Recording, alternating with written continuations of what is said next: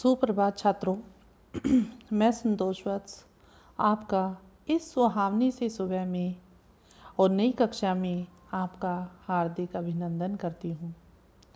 छात्रों, आज हम व्याकरण का एक प्रकरण करेंगे। आपका व्याकरण में जो पाठ्यक्रम है छात्रों, अनुच्छेद है, ठीक है, कार्यालय पत्र है। तीसरा जो है आपका है प्रिंट माध्यम। प्रिंट क्या होता है, इसके माध्यम क्या हैं, आज हम इस विषय पर चर्चा करेंगे। आज का हमारा जो प्रकरण होगा वो भी छात्रों यही है, जनसंचार माध्यम में प्रिंट। प्रिंट मीन्स मुद्रण, मुद्रित। सबसे पहले छात्रों, प्रिंट के माध्यम में जानने से पहले हम जनसंचार के बारे में जानेंगे कि जनसंचार क्या है।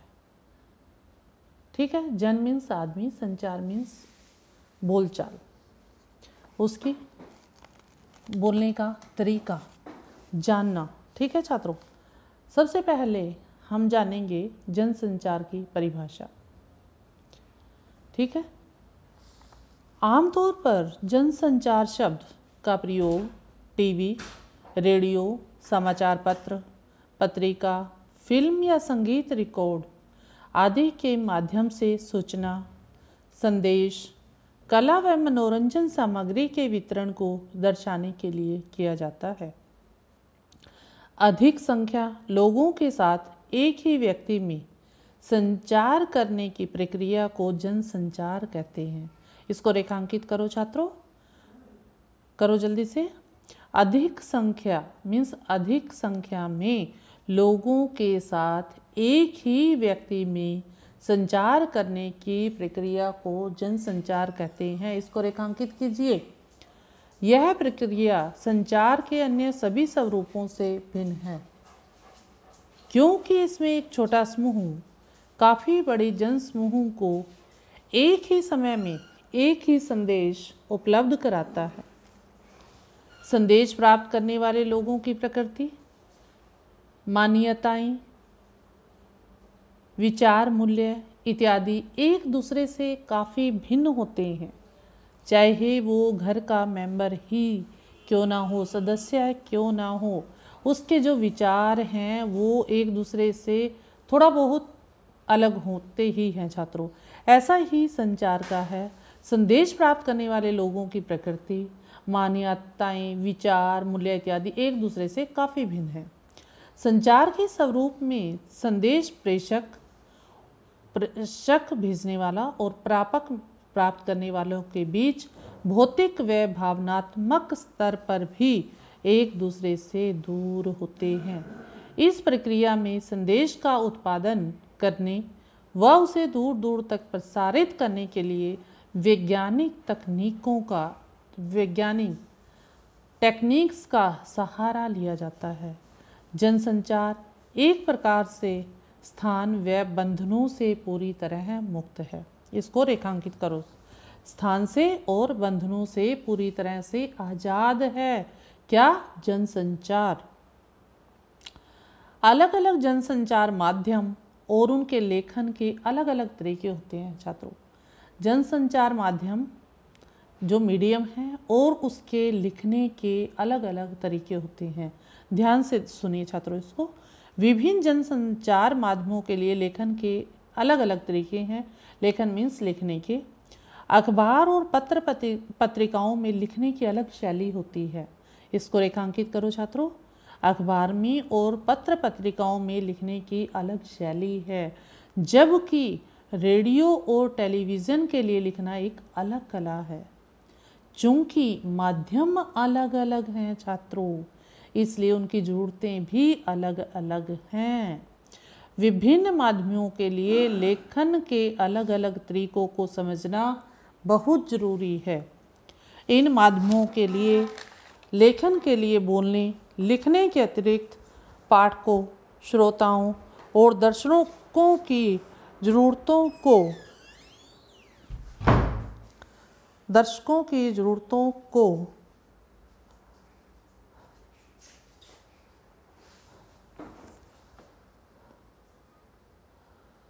भी ध्यान में रखा जाता है छात्रों। दर्शक मीन्स देखने वालों की ज़रूरतों को ध्यान में रखा जाता है।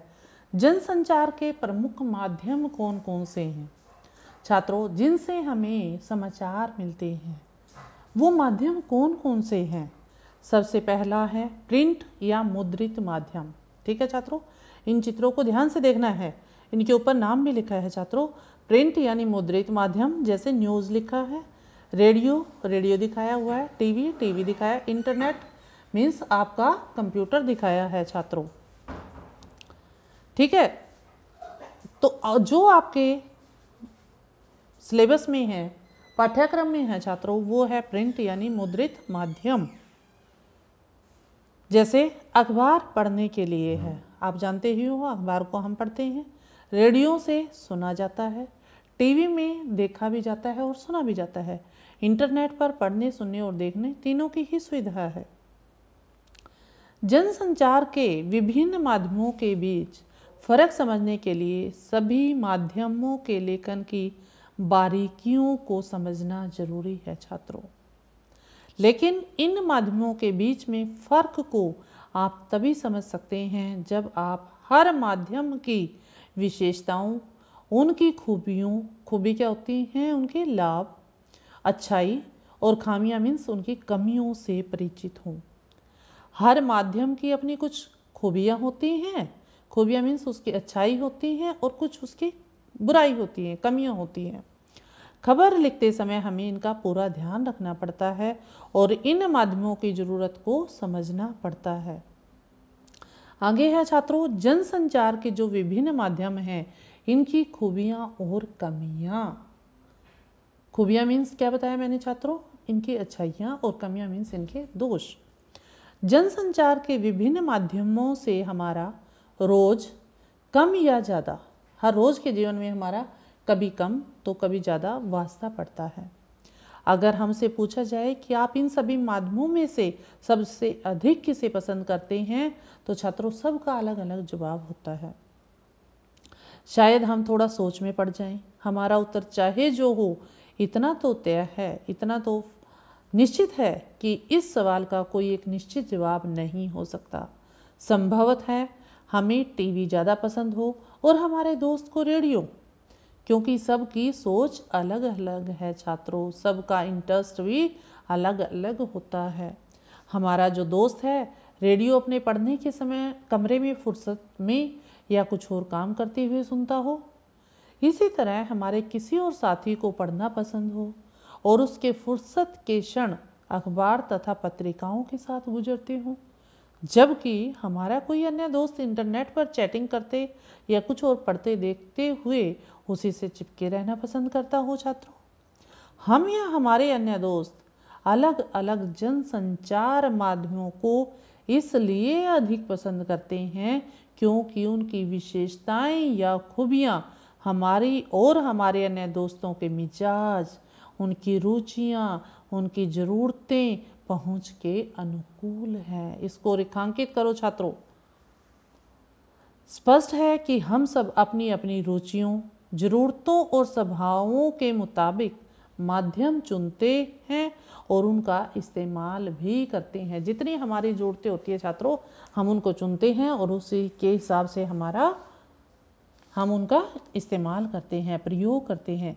इसका अर्थ यह है कि हर माध्यम की अपनी कुछ विशेषताएं होती हैं और कुछ उसकी कमियां भी होती हैं छात्रों, जिसके कारण कोई माध्यम विशेष किसी को अधिक पसंद आता है तो किसी को कम।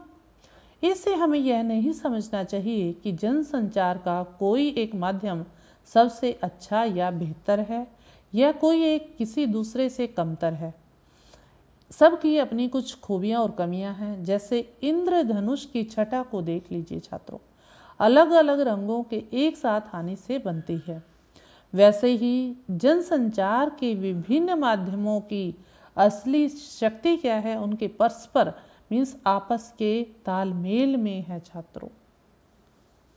ठीक है छात्रों, जनसंचार के विभिन्न माध्यमों के बीच फर्क चाहे जितना हो, लेकिन वे आपस में प्रतिद्वंदी नहीं हैं, कोई उनमें होड़ नहीं है, बल्कि एक दूसरे के पूरक और सहयोगी हैं। इससे हमें ये ज्ञात होता है कि अखबार में पढ़ने और रुक कर उस पर सोचने में एक अलग तरह की संतुष्टि मिलती है। अब अखबार के बारे में देखिए छात्रों कि अखबार में समाचार पढ़ने, ये इसकी क्या है, खूबी है। इसको रेखांकित करो और याद रखना है इसको। अखबार में समाचार पढ़ने और रुक कर उस पर सोचने में एक अलग तरह की संतुष्टि मिलती है, जबकि टीवी पर घटनाओं की तस्वीरें देखकर उसकी जीवंतता का एहसास होता है। इस तरह का रोमांच अखबार और इंटरनेट पर नहीं मिल सकता। ये तो समझ गए ना छात्रों। अब दूसरा उदाहरण देखिए, रेडियो। रेडियो पर खबरें सुनते हुए हम जितना उन्मुक्त होते हैं, मगन हो जाते हैं, उतना किसी और माध्यम से संभव नहीं है छात्रों। तीसरा, इंटरनेट। अंतरक्रियात्मक इंटरएक्टिविटी और सूचनाओं के विशाल भंडार का अद्भुत माध्यम है। बस एक बटन दबाते ही हम सूचनाओं के अथाह सागर में पहुंच जाते हैं। जिस किसी भी विषय पर हम जानना चाहते हैं, इंटरनेट के जरिए हम वहां पहुंच जाते हैं। ये सभी माध्यम हमारी अलग अलग ज़रूरतों को पूरा करते हैं और इन सभी की हमारे दैनिक जीवन में कुछ ना कुछ उपयोगिता है ही छात्रों। यही कारण है कि अलग अलग माध्यम होने के बावजूद इनमें से कोई समाप्त नहीं हुआ, बल्कि इन सभी माध्यमों का लगातार विस्तार और विकास हो रहा है। अब हम इन सभी माध्यमों की अलग अलग खूबियों और कमियों को जानने का प्रयास करते हैं। ठीक है छात्रों, अब हम आएंगे अपने प्रकरण की तरफ। ये था जनसंचार के माध्यम जो आपने जाने। अब जो आपका टॉपिक है प्रिंट माध्यम, अब हम उसके बारे में चर्चा करेंगे। प्रिंट मीन्स मुद्रित माध्यम में लेखन के लिए ध्यान रखने योग्य बातें क्या है छात्रों। प्रिंट यानी मुद्रित माध्यम। प्रिंट यानी मुद्रित माध्यम जनसंचार के आधुनिक माध्यमों में सबसे पुराना है। जनसंचार के छात्रों जितने भी माध्यम मैंने आपको बताए, सबसे पुराना कौन सा है? सबसे पुराना कौन सा है बताओ? प्रिंट माध्यम। असल में आधुनिक युग की शुरुआत ही मुद्रण यानी छपाई के आविष्कार से हुई। हालांकि मुद्रण की शुरुआत चीन से हुई। इसको छात्रों रेखांकित करो। मुद्रण की जो है प्रिंट की शुरुआत कहाँ से हुई? चीन से। लेकिन आज हम जिस छापे खाने को देखते हैं, जहाँ पर अखबार छपते हैं, उसके आविष्कार का श्रेय किसको जाता है? जर्मनी के गुटेनबर्ग को जाता है। इसको रेखांकित कीजिए छात्रों। इसका आविष्कार किसने किया था? जर्मनी के गुटेनबर्ग ने। छापाखाना यानी प्रेस के आविष्कार ने दुनिया की तस्वीर ही बदल दी छात्रों। यूरोप में पुनर्जागरण रेनेसां की शुरुआत में छापे खाने की अहम भूमिका थी। भारत में पहला छापाखाना सन 1556 में गोवा में खुला। इसको रेखांकित कीजिए छात्रों। भारत में पहला छापाखाना सन 1556 में गोवा में खुला। इसे मिशनरियों ने धर्म प्रचार की पुस्तकें छापने के लिए खोला था। कि उन्होंने किस लिए खोला था? अपने अपने धर्म के प्रचार की, कि अपने अपने धर्म के प्रचार की पुस्तकें हम छापेंगे, और इसके लिए वो 1556 में गोवा में उन्होंने इसको खोला। तब से अब तक मुद्रण तकनीक में काफ़ी बदलाव आया है और मुद्रित माध्यमों का व्यापक विस्तार हुआ है। इसकी जो प्रिंट माध्यम है, इसकी छात्रों अब हम जानेंगे विशेषताएं।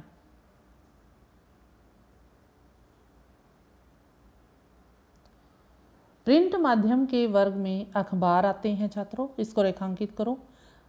पत्रिकाएं आती हैं, जो मैगजीन आप पढ़ते हो। पुस्तकें आती हैं, इनको शामिल किया जाता है। प्रिंट माध्यम के वर्ग में अंतर्गत कौन से आते हैं? अखबार, पत्रिकाएं, पुस्तकें आदि। हमारे दैनिक जीवन में इनका, जो हमारे डेली रूटीन जीवन में इनका विशेष महत्व है। प्रिंट माध्यम की विशेषताएं कौन कौन सी है छात्रों? अब इनकी विशेषताओं को आपको ध्यान से सुनना है। प्रिंट माध्यमों के छपे शब्दों में स्थायित्व होता है। ये परमानेंट होते हैं। जो आपने लिख दिया वो परमानेंट हो गया। नंबर 2, हम उन्हें अपनी रुचि और इच्छा के अनुसार धीरे धीरे पढ़ सकते हैं। क्योंकि अगर आप टीवी पर न्यूज़ देखोगे तो वो तो अपनी इच्छा के अनुसार नहीं देख सकते छात्रों, उसके लिए आपको बैठना पड़ेगा। और न्यूज़ जो क्या है, ये मुद्रण जो है, इसको आपने समाचार, मान लो हम अखबार पढ़ रहे हैं और अब हमारा मन नहीं है, हम इसको रख देते हैं।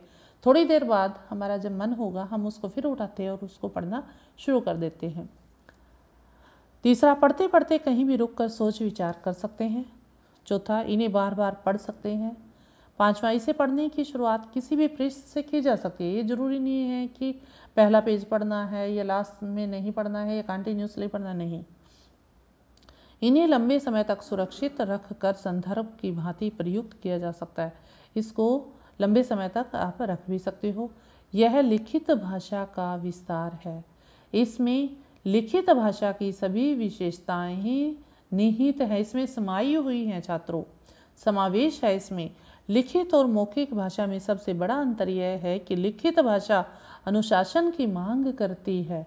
बोलने में एक स्वतः स्फूर्तता होती है, लेकिन लिखने में क्या होता है, बोलने में तो कोई नहीं, स्फूर्ति से बोलनी होती है, लेकिन लिखने में भाषा का ध्यान रखना पड़ता है, व्याकरण का भी ध्यान रखना पड़ता है छात्रों, वर्तनी का भी, और शब्दों के उपयोग इस्तेमाल का भी ध्यान रखना पड़ता है। इसको रेखांकित करो छात्रों। इसके अलावा उसे एक प्रचलित भाषा में लिखना पड़ता है ताकि उसे अधिक से अधिक लोग समझ पाएं। मुद्रित माध्यम की अन्य विशेषताएं यह है कि यह चिंतन, विचार और विश्लेषण का माध्यम है।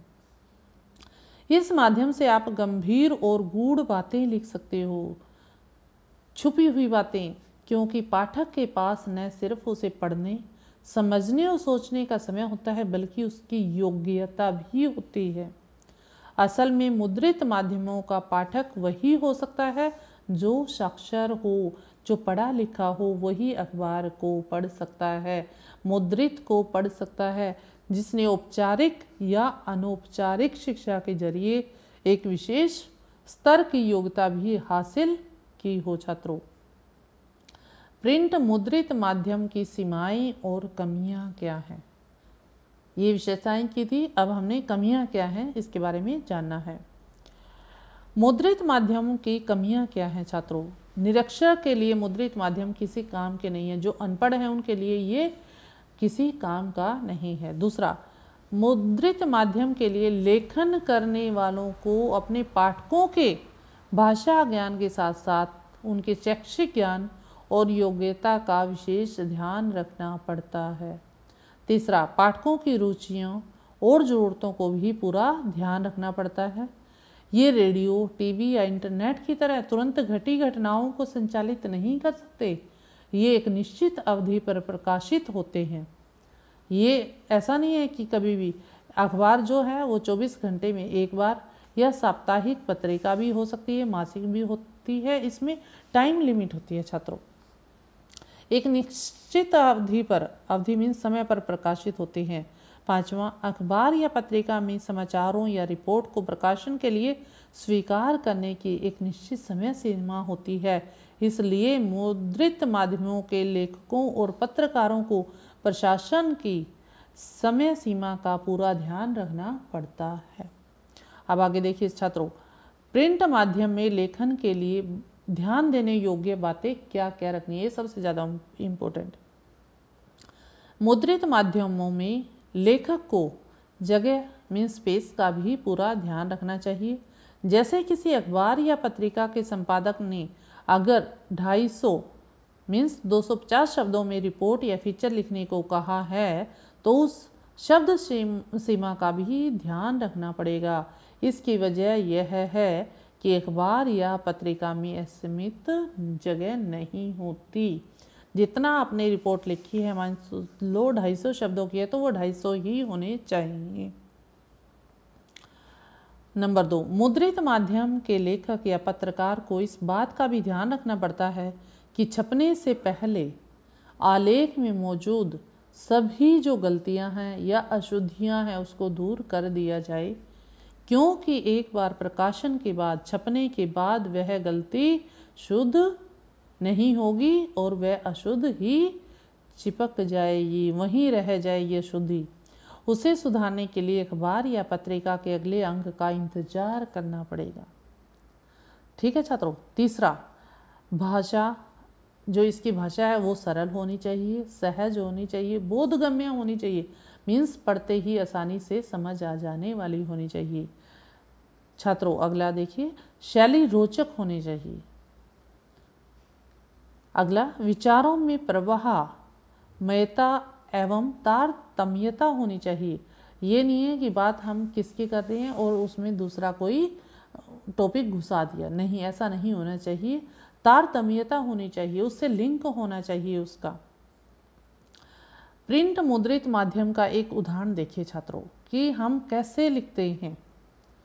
जैसे हमें अखबार में एक न्यूज़ छपवानी है छात्रों, और वो जो न्यूज़ होती है वो थोड़े शब्दों में हमें ज़्यादा कहनी होती है, समझे आप। जैसे फर्जी दिल्ली शिक्षा बोर्ड का खेल, ये इसकी हेडिंग हो गई। ठीक है छात्रों, जो हम करते हैं मुख्य समाचार वो। इसका कैसे हमने लिखा, नई दिल्ली विशेष संवाददाता, दिल्ली सरकार के पूर्व कानून मंत्री जितेंद्र सिंह तोमर असली कॉलेज की फर्जी डिग्री मामले में फंसे हैं। मगर दिल्ली में तो पूरा बोर्ड ही फर्जी चल रहा है। इसके बिना परीक्षा 10वीं और 12वीं कक्षा पास कराने का खेल होता है। दिल्ली शिक्षा निदेशालय इस पर कार्रवाई की तैयारी में है। ये ऐसे आपको, जितना आपको वर्ड की लिमिटेशन दी जाती है उतने में ही आपको वो लिखना होता है। न्यूज़ में कॉलम होता है छात्रों, उतनी ही आप उसमें न्यूज़ दे सकते हो। ये था आपका प्रिंट मुद्रित माध्यम। इसकी कमियां भी हैं, ठीक है छात्रों, इसके दोष भी हैं, इसकी अच्छाई भी हैं, इसकी खूबियां भी हैं। ठीक है, और ये प्रिंट मुद्रित होता क्या है, इसका आविष्कार कहाँ से हुआ, ये सभी आपको छात्रों इससे दोबारा पढ़ना है, सुनना है। और जो क्वेश्चन मैं आपको ग्रुप में दूंगी, छोटे छोटे क्वेश्चन होंगे, उसको आप लिखकर भी याद कर सकते हो, उसको आप ऐसे भी याद कर सकते हो, जैसे आपको उचित लगे वैसे कर सकते हो। लेकिन मेरे हिसाब से आपको लिख लेना चाहिए ताकि आप उनको अच्छे से आते जाते पढ़ सको। ठीक है छात्रों, धन्यवाद छात्रों। अगली वीडियो में हम अपने नए प्रकरण के साथ आपके समक्ष होंगे। तब तक आप सभी घर पर रहिए, स्वस्थ रहिए। आपका दिन शुभ हो। धन्यवाद छात्रों।